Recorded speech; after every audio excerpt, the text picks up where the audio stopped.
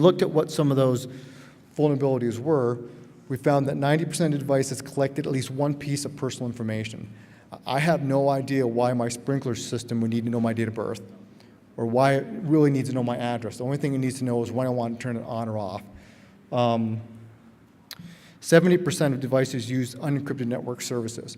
For example, when they're either doing uploads to the cloud or they're doing firmware updates of things of that nature, they're doing that down an unencrypted channel. In fact, there's a lot of the devices that as the data was coming down, it was coming down in an uncompiled version of Linux that would allow a hacker to just go in there, manipulate the code, and then pass it on as it goes down the path.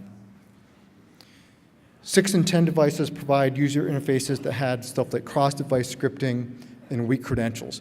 That is a hacker's dream. That gives a hacker the means to go in there and do pretty much whatever they want whenever you're trying to manipulate the device in some sort of web console, which is really the point of entry that most of these device manufacturers use.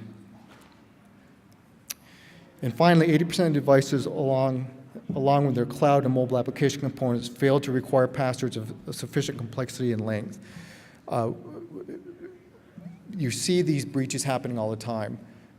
Every time we see a breach, the top 10 passwords don't change. It's things like 123456, 654321, password 1, I love you.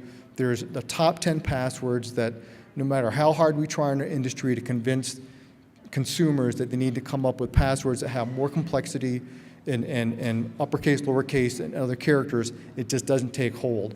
And that's exasperated when the device manufacturers allow that to happen. If a device manufacturer allows you to use simple passwords or don't require you to change a password when you invoke or use that device for the first time, that opens it up for a bunch of bad use cases.